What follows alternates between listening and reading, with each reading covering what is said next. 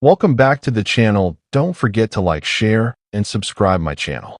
Today we are explore how to compare multiple design versions using artboards in Photoshop. I start by creating a new document with artboards enabled.